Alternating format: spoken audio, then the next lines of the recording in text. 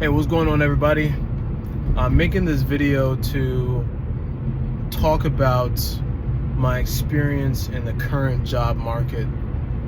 I am somebody who is training to be an IT support technician.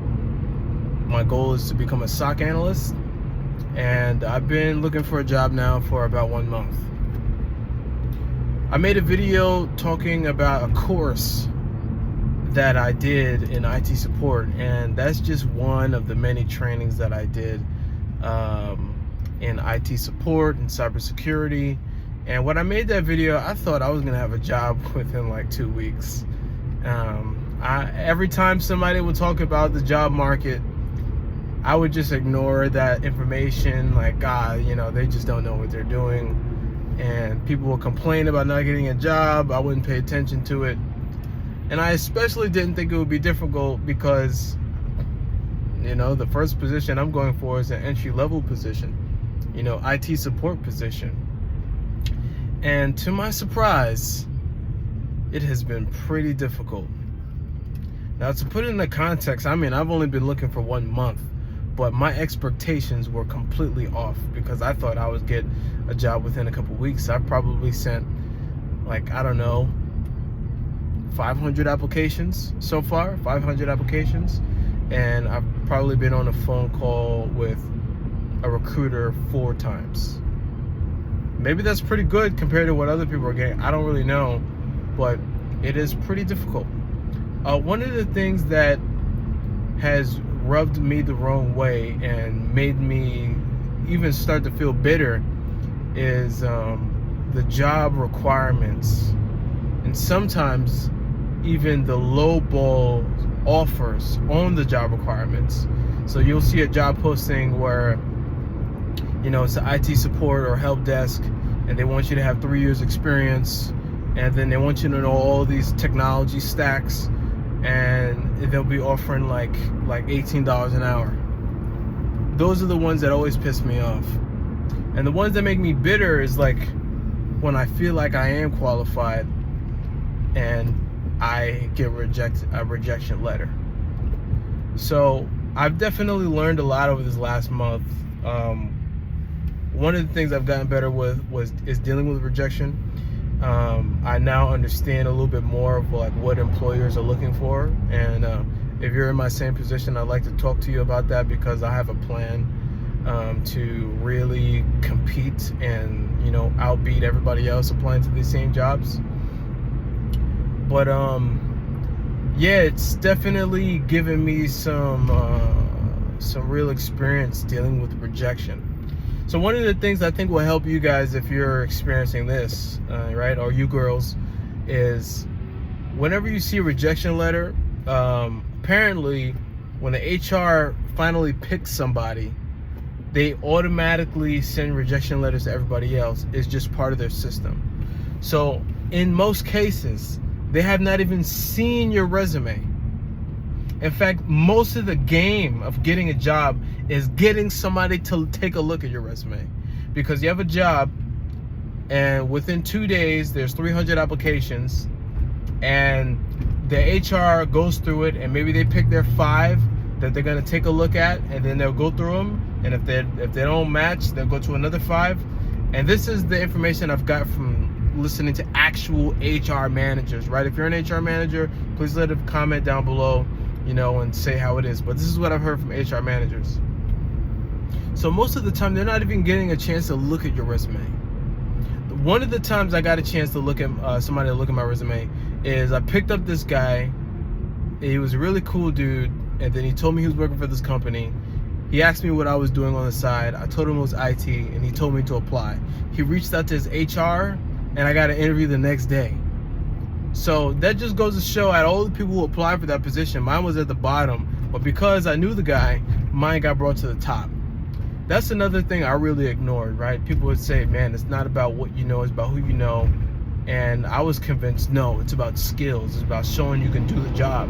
And that's really important, yeah, skills and showing you can do the job. But from my experience, if you can know somebody that can tell the HR, hey, go look at this guy's resume, it'll bring yours to the top. Another thing is, a lot of the time, the people who are going to be hiring you, people who are going to be working with you, they're not even doing the recruiting. It's the recruiting agencies, and the recruiting agencies have a stringent list of requirements that they're gonna compare your resume off of.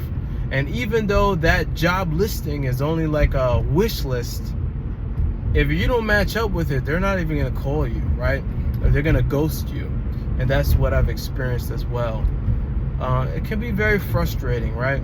If you're experiencing this, I don't think these experiences should make you feel like you shouldn't go after this, because at the end of the day, this is a growing field. Whether it's IT or cybersecurity, they need professionals, and it's just a skills game, right? Like once you reach that threshold, it'll be like a cakewalk, right? That's what I've seen from people who have broken into the industry. I mean, think about it this way. They don't call it walking into the industry. You literally have to break in. You have to freaking find your own way in. You have to really get your foot in the door. And there's no truer words than breaking in. You have to break in. So I'm pretty sure I'm going to change the title of my video of like get into tech fast, because I think that's completely misleading based on my experience. Now, if I got a job within 30 days, I'd say that's pretty fast, right? Maybe 2 months is pretty fast to you. Maybe 3 months is pretty fast. I don't really know. But so yeah, I think I want to give another I want to share with you guys what I'm doing now. That'll be like a tip for you if you're like trying to get into an IT support role. The interviews that I've gotten, they've always asked me if I'm familiar with MDM, which stands for Mobile Device Management.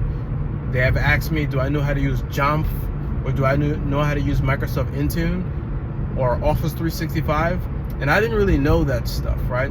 The course that I took was great. It taught me Azure, it taught me how to deploy virtual machines, how to use a ticketing system, how to deploy virtual networks, right? Network communication, troubleshooting network communication. But I didn't know anything about Office 365. And that's a technology that's important to organizations. So right now my main goal is acquiring my I think it's called MS 900 certification, and then after that I want to get my MD 102 certification. These are Microsoft certifications that ensure that you know how to use Microsoft 365 and that mobile device management technology that I was talking about earlier. And I think that will really push me over the edge. Oh, and one more thing. After I get those certifications, I'm going to do a capstone project where I simulate the job that I was going to do anyway in a lab, to really show that I have I can do what it takes. Because it seems like, you know, these companies, they don't want to train people. They're not looking to train people. They want people who are already trained. And that's really the catch-22 with a lot of people who are trying to break into technology, is that, you know, they want people with experience for these entry-level positions, but if you don't have experience, how can you get a job to get experience, you know? So the solution to that is labs. Solution to that is demonstrating and communicating that you've already done what the job is asking for or more, and that it's pretty easy for you to do it here, right? I mean, that's at least what I've been learning from people like Josh Madakor. So I'm gonna keep you guys updated about what's going on. Like I said in my review video, I am dedicated to this. I am tenacious with this. I work full-time. I drive Uber. This is actually my Uber vehicle right here, where I pick up people. Trying to do 50 hours this week driving. And when I'm not driving, I pull over in a coffee shop and I study, right? Or I'm applying to jobs. And yeah, I'm gonna keep you guys updated. If you guys have any questions, just leave a comment down below. I'm not really gonna edit this. I'm just off the cuff, just, you know, posting this YouTube video. Hope you guys like it. Leave a like and please subscribe. All right, you'll see me in the next video. Peace out.